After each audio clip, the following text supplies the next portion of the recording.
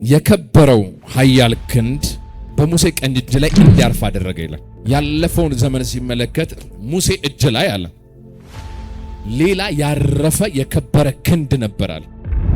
ልክ እጄን ስጭንበት አለ ብዙ እጆች እጄ ላይ ተጨመሯል። የእግዚአብሔር እጅ የሙሴ እጅ ላይ ከመጣ በኋላ ሲናገር ምን እንደሚል ታውቃለህ? ለራሱ የዘላለም ዝና እንዲሆንለት በሰው የማይሰራ ስራ በሙሴ እጅ መስራት ጀመርኩኛል። ሌላ እጅ አብሯችሁ ይሰራል። ሌላ ክንድ አብሯችሁ ይገለጣል። ከምትናገሩት ያለፈ ነገር አብሯችሁ ይገለጣል። ከምታወሩት ያለፈ ነገር አብሯችሁ ይሰራል። ሕያው አምላክ ከእናንተ ጋር መገለጥ ይጀምራል።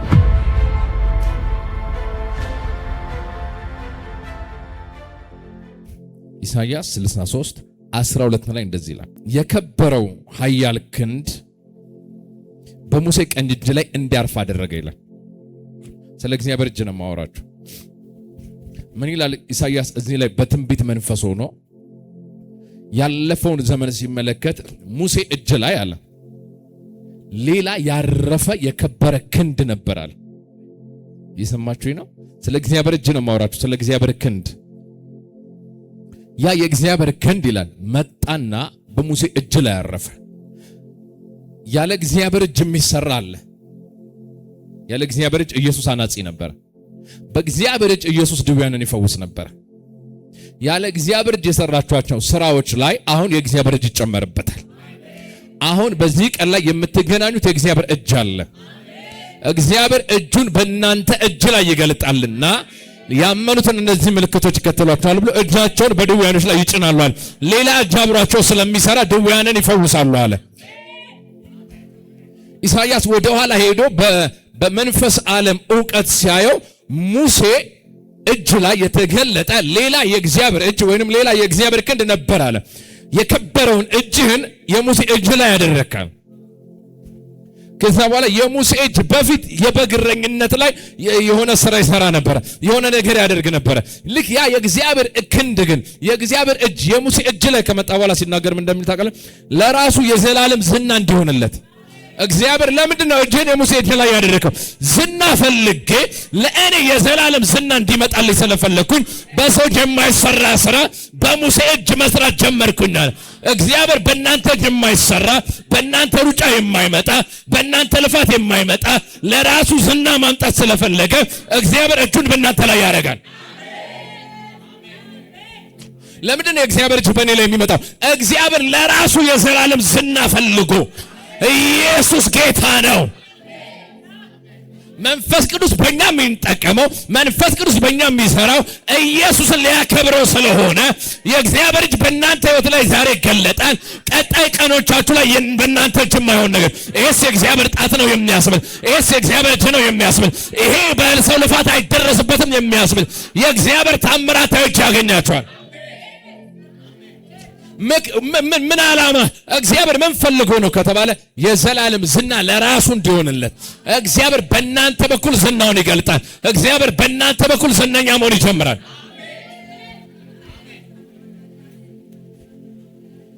ታውቃላችሁ፣ ብዙ ጊዜ እናውቃለን በሰይጣን ተፈትኖ ኢየሱስ በሰይጣን የነበረን ፈተና ካሸነፈ በኋላ ተመለሰ እንላለን። ክፍሉ ግን ምን እንደሚል ታውቃላችሁ? በመንፈስ ቅዱስ ኃይል ሆኖ ተመለሰ ይላል። እጅ አብሮት ነበር ሲመጣ ታውቃላችሁ። ድንጋዩን ዳቦ ያደረገለት እጅ አይደለም። የሆነ ስለራበው ያበላው እጅ አይደለም። ሌላ ድውያንን እንዲፈውስ የሚያደርግ ተአምራት እንዲያደርግ የሚያደርገው እጅ ስለነበረ የእግዚአብሔር ኃይል በእግዚአብሔር ኃይል ተመለሰልና ወዲያውም እንደምን ዝናውን በምድር ሁሉ ወጣ ይላል። ለምን? እግዚአብሔር የዘላለም ዝና ፈልጎ ክንዱን በኢየሱስ መግለጥ ጀመረ። እግዚአብሔር የናዝሬቱ ኢየሱስን በመንፈስ ቅዱስና በኃይል ቀባው። እርሱም ለዲያብሎስ የተገዙትን እየፈወሰ መልካም እያደረገ ዞረ። እግዚአብሔርም ከእርሱ ጋር ነበረ። ለዚህም ነገረኛ ምስክሮች ነን አሉ።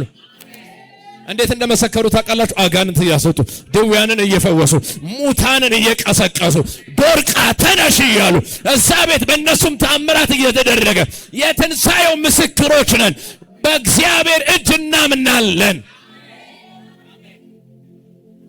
የዘላለም ዝና እንዲሆንለት እግዚአብሔር በሙሴ እጅ ላይ ሌላ እጅ መጣ። ታውቃላችሁ? አንድ እግዚአብሔር ሰው ሲናገር እንደዚህ አለ፣ ለሆነ ሰው ለሞተ ልጸልይ ስላለ ልክ እጄን ስጭንበት አለ ብዙ እጆች እጄ ላይ ተጨመሯል። ከዛ እነሱ እጆች ከኔ በፊት የተገለጠ የእግዚአብሔር እጅ በአባቶች የተጠቀመ እጄ ላይ መምጣት ጀመራለ። ከዛ በኋላ ወዲያው ነው ልክ ሕክምና ላይ መቀስቀሻ እንደሚጠቀሙት እንደዛ ነው የሞተው ሰው የተነሳዋል። ሌላ እጅ አብሯችሁ ይሰራል። ሌላ ክንድ አብሯችሁ ይገለጣል። ከምትናገሩት ያለፈ ነገር አብሯችሁ ይገለጣል። ከምታወሩት ያለፈ ነገር አብሯችሁ ይሰራል። ሕያው አምላክ ከእናንተ ጋር መገለጥ ይጀምራል። ታውቃላችሁ ሙሴ ፈርቶ ነበር። ከግብጽ ሄደው ፈርዖን ሊገለው ይፈልግ ነበር። በፍጹም ፈርዖን ሙሴ ይመለሳል የሚል እምነት አልነበረው። ሰማችሁ? ሙሴ ይመጣል የሚል ሙሴ ራሱ አያውቅም፣ እንደዛ እንደሚመለስ አያውቅም። የሆነ እጅ ነው የመለሰው። የሆነ እጅ እኮ ነው የመለሰው። ፈርቶ ከወጣበት ቤተ መንግስት መጣ። ሊለምነው እኮ አይደለም፣ እባክህ ቤተ መንግስት በሰላም መልሰኝ፣ እንደው ዝም ብለህ ባሪያ እንኳን አድርጋ ኖሬ ሊለው አይደለም፣ እንደው ምግብን አፍቆኛል ሊለው አይደለም። እንዴት ተመለስክ ይለው? የዕብራውያን አምላክ ተገለጠልን። የሆነ አምላክ በራልኝ መንገድ ላይ ተገለጠልኝ። በዛፍ ላይ የሆነ በእሳት ቁጥቋጦ ተገለጠልኝ። ምን ለመሰለ መጣው? ኔጎሼት ልናደርግ አይደለም፣ ልንማከር አይደለም፣ የሆነ ፈርቼ እባክህ አድነኝ ልልህ አይደለም፣ እርቦኝም አይደለም ወደ ቤት እየተመለስኩት ህዝቤ ያመልከኝ ዘንድ ልቀቅ የሚል ሌላ ክንድ ይዤ ነው የመጣሁት። እምቢ ብትል ራሱን ይገልጥልሃል፣ ያስተዋውቃል። አንደኛው ቀን ላይ ፈርዖን ጠራውና ሙሴ ና እስኪ አለ፣ ከዚህ በኋላ ሁለተኛ ፊቴን ብታይ ትሞታለህ አለ። እግዚአብሔርን አይቶ ያልሞተን ሰው ፊቴን ብታይ ትሞታለህ፣ ዛሬ የመጨረሻችን ነው አለ። ታውቃላችሁ እግዚአብሔር ያንን ቀን መጨረሻቸው አደረገው። ገባና እግዚአብሔር የግብጽ ነው በኩሩን እግዚአብሔር ለእዛ ቤት በዓል እየተደረገ ነው። እዛ ቤት ምግብ እየተበላ ነው። እዛ ቤት ደንበር ላይ ተቀብተው የእልልታ ድምጽ ይሰማል። ምን አይነት የእልልታ ድምጽ እንደሚሰማ ታውቃል? የእግዚአብሔር ቀኝ እጅ ይሄን አደረገ። የእግዚአብሔር ቀኝ እጅ ይሄን ሰራ። በቅዱሳን ድንኳን ውስጥ የእግዚአብሔር እልልታ ያስተጋባል። ምን የሚል እግዚአብሔር ይሄንን አደረገልኝ፣ እጁ ቤቴ ላይ መልካም አደረገ። እዛ መንደር እየዬ ነው ታውቃለህ። እዚህ መንደር ደግሞ እልልታ ይሰማል። እልልታ የጻድቃን የቅዱሳን ንብረት ነው። ጠላቴ እልል አይልብኝምና እልል አይልባችሁምና ከእግዚአብሔር እጅ የተነሳ መቅሰፍት ወደ እናንተ ቤት ስለማይገባ፣ ሞት ወደ እናንተ ቤት ስለማይገባ።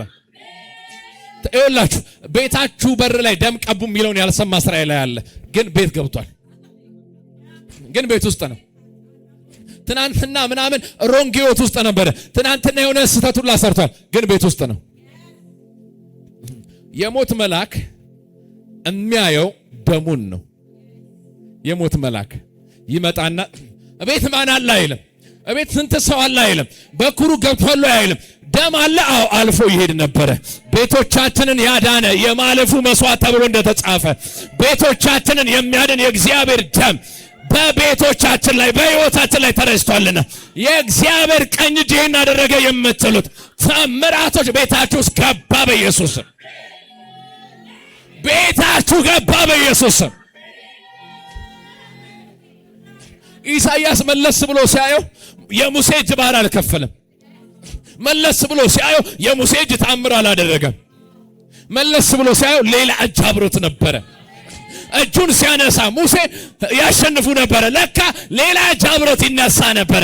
ሌላ እጅም አብሯችሁ ይሰራል። ሌላ እጅም አብሯችሁ ይገለጣል። ብቻችሁን አትዋጉም። ብቻችሁን አትኖሩም። ለራሳችሁ አትኖሩለትም። እግዚአብሔር ይዋጋላችኋል። እጁ ታምራትን ያደርግላችኋል። እንዲህ ብቻ እንድትኖሩ አልተጠራችሁም። እንዲህ ብቻ እጃችሁን ይዩትና ከዛሬ በኋላ በሉ ይሄ እጅ ብቻውን አይደለም። ይሄ እጅ ብቻውን አይደለም። እኔ ልንገራችሁ፣ እጃችሁን ይዩት። እሱ እጅ ላይ እግዚአብሔር ይገለጣል። የእግዚአብሔር እጅ በእጃችሁ ላይ ይገለጣል። ስታነሱት ሌላ እጅ ይሰራል። ስትጠቀሙት ሌላ እጅ አብራችሁ ይጠቀማል።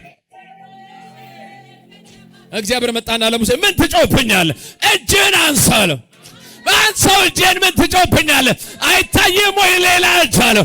ክንድ እኮ አብሮ ካለ ምን ትጮህብኛለህ? ህይወትህ ላይ ብቻህን እንደሆንክ ነው እንደምታስበው።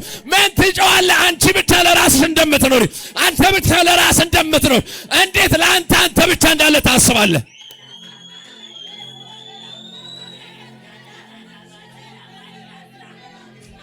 አብርሃም በተለያየ ህይወት ዲስከሬጅ ሆኖ ግን ተዋግቶ አሸንፎ ሲመጣ እግዚአብሔር ጠበቀው። ና አለ። እኔ እኮ ላንተ ጋሻህ ነኝ። ዝም ብለህ ያመለጥክ መስሎሃል? ዝም ብለህ የተረፍክ መስሎሃል? ዛሬ ላይ እኮ የቆምከው፣ ዛሬ ላይ እኮ የደረስከው፣ የቀደሙን ጦርነት ያሸነፍከው እኔ ላንተ ጌታና ጋሻ ሆኜ ነው። አይ አም ዩር ሺልድ አለ።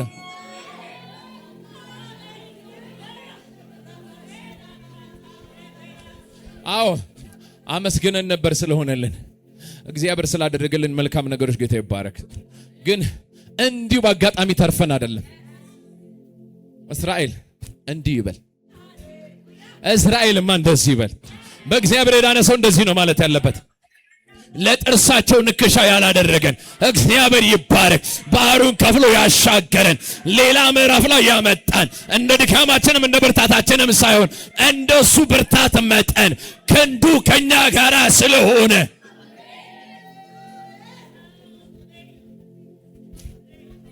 ለዘላለም ዝና እንዲሆንለት አለ እግዚአብሔር። እጄን በእናንተ ላይ ገልጣለሁ ብሎኛል። ምን ከተባለ ዝና እንዲሆንልኝ ክንዱን በሙሴ ላይ ገለጠ ይልና ምን እንደሚል ታውቃላችሁ? ባህሮችን ከፈለ። ባህር የሚከፍል የሰው እጅ የለም። ባህር የሚከፍል የሰው እጅ ላይ ግን የሚገለጥ ሌላ እጅ አለ። የሰው እጅን ግን የሚፈልግ ባንቺ መጠቀም የሚፈልግ ሌላ እጅ ይታየኛል። ብርቱ የሆነ የእግዚአብሔር እጅ በእናንተ ላይ ሲመጣ አያለሁ። ብርቱ የሆነ የእግዚአብሔር ቀን በእናንተ ላይ ሲሰራ አያለሁ። እግዚአብሔር አደራረግን ሲያደርግላችሁ አያለሁ። እግዚአብሔር እንዲህ በላቸው ብሎኛል። በእነሱ እጅ ያልሆነ በእነሱ ጥረት የማይሆን እጅ በእናንተ ላይ ይገለጣል። እንዴት አንበሳን እንደ ጠቦት የሰው እጅ ይገነጥላል? እጁ ግን ሲመጣብህ አንበሳውን እንደ ጠቦት ትገነጥለዋለህ። ከባድ ያላችሁ ተራ ይሆንላቸዋል። ስሙኝማ፣ ከባድ የሚባል ነገር አላውቅም፣ ትልቅ የሚባል ነገር አላውቅም፣ አስፈሪ የሚል ቃልን አላውቅም፣ ምንም መጣ ብዬ አልደነግጥም። በእግዚአብሔር ዘንድ የማይቻል ነገር የለም። ስሙኝ፣ ለእግዚአብሔር አይደለም። እሺ፣ nothing impossible with God. if you are with God, nothing impossible with you ማለት እኮ ነው። በእግዚአብሔር ዘንድ ከሆነን በእግዚአብሔር ዘንድ የማይቻል ከሌለ በሰው ዘንድ የሚሰራ አይደለም ለመስራት የተጠራ ነው። የእግዚአብሔር እጅ የምትችውን ሊያስችልሽ አይመጣም። የእግዚአብሔር እጅ የምትችለውን ሊያስችልህ አይመጣም። እሱም ብቻ አንተ ትችለዋለህ። ልክ የማይቻል ቦታ ጋር ስትደርስ ግን ሌላ ሃንድ ይመጣል፣ ሌላ የእግዚአብሔር እጅ ይመጣል፣ ሌላ የእግዚአብሔር አሰራር ይመጣል። እናንተ ሁኔታዎች በሉ ትናንትና ያቃታችሁኝ በእኔ እጅ ልትለወጡ ያልቻላችሁ ዛሬ ግን ሌላ እጅ አግኝቶኛልና በሌላ እጅ መጣባችኋለሁና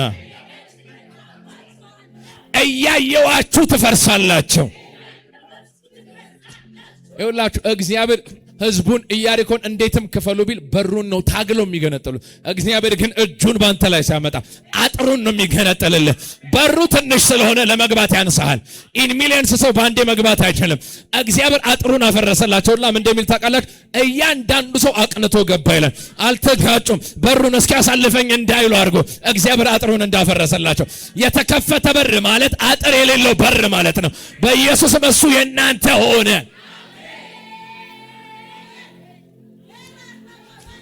እግዚአብሔር እንደዚህ ነው ያለኝ ዛሬ። እኔ በራእይ ምን መሰላችሁ አየሁት? ሰው እየሄደ ኖርማል መንገድ እየሄደ ግን የሆነ እጅ ከኋላው እንደዚህ መቶ ቀድሞት፣ ልክ ከኋላ እንደዚህ መቶ ቀድሞት መሬትን ሲሰነጠቅለት፣ ልክ እንደ እርዝክዌክ እኮ ነው የምላችሁ። እንደ እርዝክዌክ የሆነ ኔቸር ይረዳችኋል። ከዛሬ በኋላ መሬት ትረዳችኋለች። መጽሐፍ እንደሚል ዘንዶ ከአፉ ውሃ ወጣ ይላል። ከዛ በኋላ መሬትም ረዳቻት ዋጠችው እንደሚል መሬት ሳር ቅጠሉ ይረዳችኋል። የእግዚአብሔር እጅ በእናንተ ላይ ስለሆነ ኔቸር አጌንስት ዩ አይሰራም። በኢየሱስ አይ ማኒፑሌት ዩር ኢነሚስ፣ ጠላቶቻችሁን ማኒፑሌት አደርጋቸዋል። እንደዛ ካልሆነ በስተቀር ያ ሰው ቸርች ካሪስ ትንቢት የነገርኩት ሰው እግዚአብሔር ትግል አበቃ ይልሃል የሚለውን ትንቢት ሰምቶ ሄዶ በ3 ሚሊዮን 2.5 ወይ ምናምን የገዛው ዕቃ ሻጩ ሞቶ ካልሆነ ደንዝዞ ካልሆነ በስተቀር በሁለተኛው ሳምንት ሊሸጠው ሲል የ42 ሚሊዮን ሲሆን እግዚአብሔር ያን ሰው እንቅልፍ ጥሎበት ካልሆነ በስተቀር እንዴት አድርገህ የ42 ሚሊዮን ዕቃ በ2 ሚሊዮን ትገዛለህ? እግዚአብሔር ግን ጠላትን ማኑፕሌት ሲያደርግልህ እጁ ባንተ ላይ ሲሆን ዋጋ አንተ በምታምነው ይሆናል። ዋጋ ነብዩ በነገረ ይሆናል። ዋጋ እግዚአብሔር ባለክ ይሆናል። ነገር እንደቀለል ለእናንተ ተላልፎ ተሰጠ። እጅ አብሮት ስለነበረ ዘዳግም ላይ ሙሴም እንዳለ ታውቃላችሁ የመጡበትን ያለፉትን ነገስታት እንዴት እንደመቷቸው ወደ ኋላ ዞር ብሎ ሲመለከት አንዲቷም ከተማ አለ አልጠነከረችብንም። እንዴት ሲባል ሰማያዊ መገለጥ በእነሱ ላይ ነበረ። የእግዚአብሔር መለኮታዊ እጅ መጥቶ ነበረ። ቸርች መታችሁ የሆነ ቁሳዊ ነገር አልተሰጣችሁ ሊሆን ይችላል። ነገር ግን ቁሳዊ ነገር ላይ ተጽዕኖ የሚፈጥር ከማይታየው ዓለም የሚገለጥ የእግዚአብሔር እጅ ግን በእናንተ ላይ መገለጥ ጀመረ። የእግዚአብሔር እጅ ምስክርነት በዚህ ሳምንታችሁ ላይ በዚህ ወር ላይ በዚህ ዓመት ላይ አውጃለሁኝ በጌታ በኢየሱስ ክርስቶስም የእጁን ምስክርነት ይዛችሁ ነው። የእጃችሁን ድካም አይደለም፣ የእጁን ምስክርነት ይዛችሁ ነው። ይኸውላችሁ የድካም የእጆችን ስራ ይባርካል ተብሏል። የእጅህንም ስራ ይባርክልሃል። እማወራ ግን የእጅህን ስራ በረከት አይደለም። የእጅህን ስራ በረከት አይደለም። የፈለግከውን ብትሰራ የፈለገውን ብትገፋ ኢያሪኮን አጠለውም። እሱ የእጅ ስራ አይደለም። እሱ ምንድነው? እስኪ የእጁ ስራ ነው በል። በቃ እንደ ቸርች የእጅ ስራ ትምህርት እንጀምራለን ማለት ነው። የምጀምረው ግን የእጁን ስራ ነው። የእጁን ስራ እንማራለን። ዋው እግዚአብሔር እንደዚህም ያደርጋል። እግዚአብሔር ቤታችን ውስጥ ይሄንንም ይሰራል። እግዚአብሔር የልጆቻችን ህይወት ላይ ይሄን ያደርጋል። እግዚአብሔር ባሎቻችሁ ላይ ይሄን ያደርጋል። ሚስቶቻችሁ ላይ እግዚአብሔር ይሄን ያደርጋል። እግዚአብሔር ህይወታችሁ ላይ ይሄን ያደርጋል። የእጁን ስራ ታያላችሁ። እጁ ይሄንን አደረገች ትላላችሁ። ቴስቲሞኒያችሁ የሚሆነው የሞከርኩት ስራ አይደለም፣ አልታገልኩትም። ከዛ እንደዚህ ተብላችሁ ትጠይቃላችሁ። እንዴ ከመቼው ይሄንን አደረክ ሲባል አምላክህ እግዚአብሔር አቀናለኝ አደን አልሄድኩኝም ይዤው መጥቻለሁ። እኔ አይደለም ስታዘው ኤሳው ነው የሰማሁት። እኔ ላጥበረብረ ብዬ አይደለም። ሌላ የሰማልኝ አለ። ሌላ የሰማልኝ ምግቡንም የሰራልኝ ለበረከቴ ሌላ የሚኖርልኝ ሰው አለ። የወገኖችን ድካም ትወርሳላችሁ። ቃሉ እንደሚል የወገኖችን ድካም ወረሱ እንደሚል የሌሎችን ድካም ትወርሳላችሁ። የሆነ ነገር ወደ እናንተ ተላልፎ መጣ፣ ተላልፎ ተሰጣችሁ፣ ሀብትን ሰጠዋችሁ። የድካማችሁን ፍሬ አይደለም አሁን እየጸለይኩ፣ የእጁን ውጤት እዩ። የእግዚአብሔርን የእጁ ውጤት እዩ። እዩላችሁ እግዚአብሔር ለድካማችሁም ዋጋ አለው። ተአምራት አይደለም እሱ ዛት ዘብለሲንግ ሚራክል ግን ማለት በረከት ማለት አይደለም። ሚራክል በረከት አይደለም። በረከት እየሰራ ባለው ህይወት ላይ የሚመጣ የነገር ብዜት። አሁን ደግሞ የሌለን ነገር እንዳለ አድርጎ በሚጠራ ለሙታን ህይወትን በሚሰጥ በአባቶቼ በአብርሃም በይስሐቅ በእስራኤል አምላክ ስም ባረኳችሁ። እጁ ከእናንተ ጋር ሆነ። በሰዎች የማይሆን ነገር በእናንተ መሆን ጀመረ። እንደዚህ ያሉት ሙሴን ፈርዖን አሉት። እንደዚህ ሲያደርግ እንደዚህ አድርገን ነበር፣ እንደዚህም ሲያደርግ እንደዚህ አድርገን ነበር። አሁን ግን እንዳደረገው ልናደርግ ስንል እምቢ አለን። ምንድን ሲባል ይህችስ የእግዚአብሔር ጣት ናት።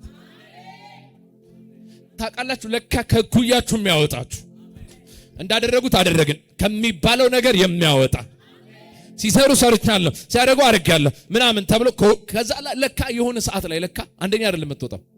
ከዛ የኮምፒቲሽን ዓለም ትወጣለህ። የማይወዳደሩበት ዓለም አለ። የማይፎካከሩበት ዓለም አለ። እዛኛው ዓለም ላይ ማንም እዛኛው ዓለም ላይ አይመጣም። ማንም ሊወዳደር አይመጣም። መጡና ህልሙን ብትነግረን እኮ እንፈታላለን አሉት ለዳንኤል በዳንኤል ዘመን። ከዛ አይ ህልሙን ነው የምታመጡት ሲላል። ይሄንን ነገር ግን ከአማልክት ጋር የሚኖሩ ሰዎች ካልሆኑ በስተቀር በእኛ ዓለም ላይ የለም ሲሉ ከአማልክት ጋር የሚኖር ሰው መጣ።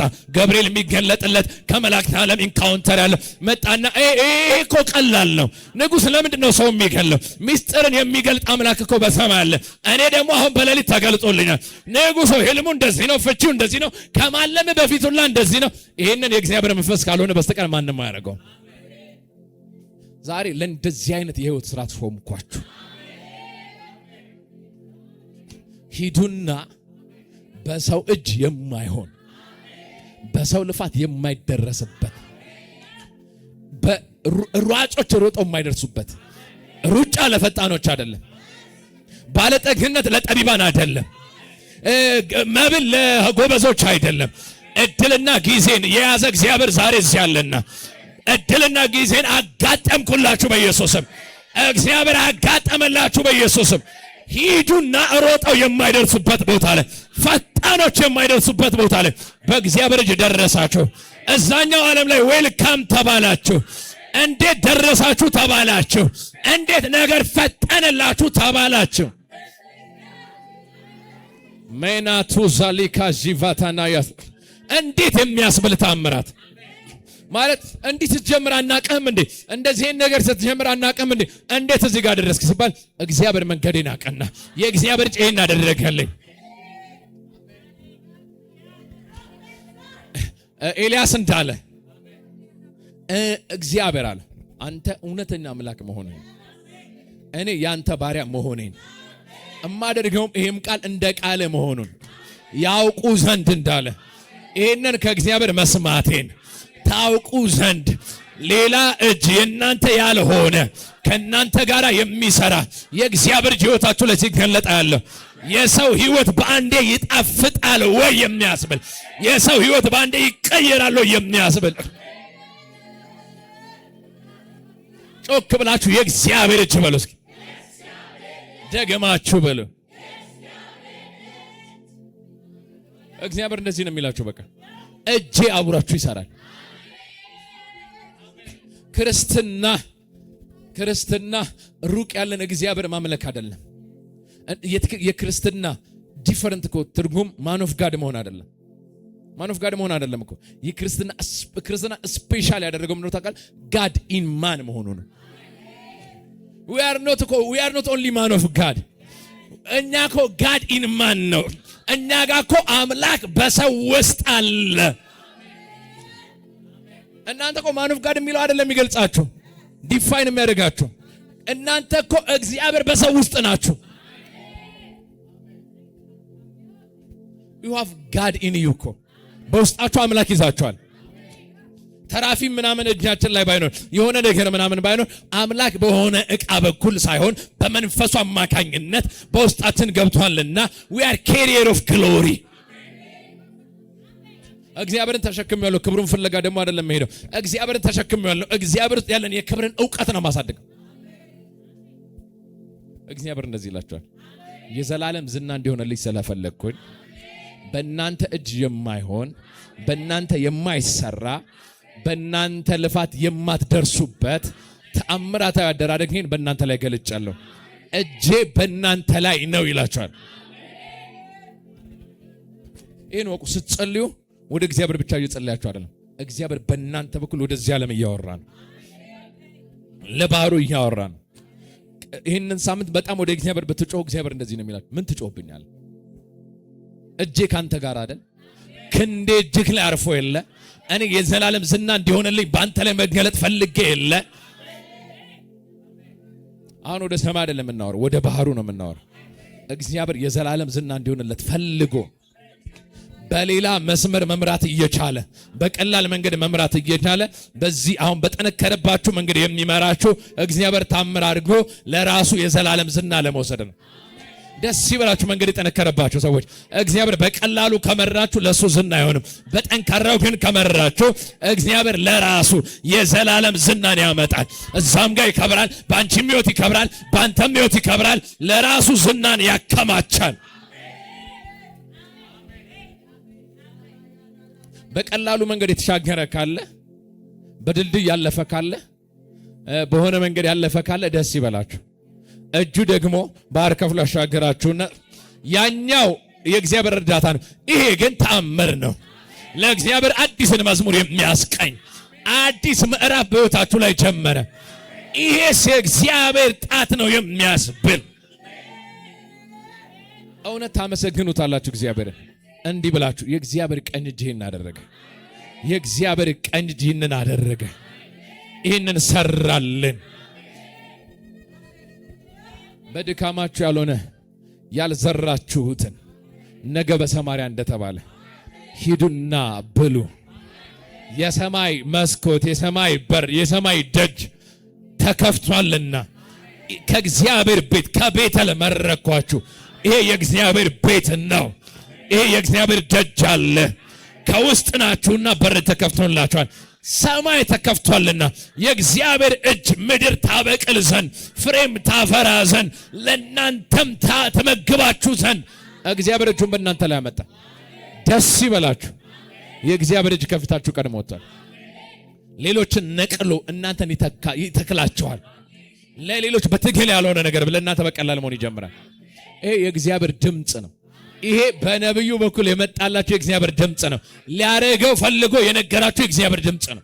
ልትሰሙት አይደለም እግዚአብሔር ይላከው። ሊያረገው የፈለገውን እግዚአብሔር በነብዩ በኩል አምጥቶላችኋል። ይፈጽመው ዘንድ ይተጋል። You are blessed.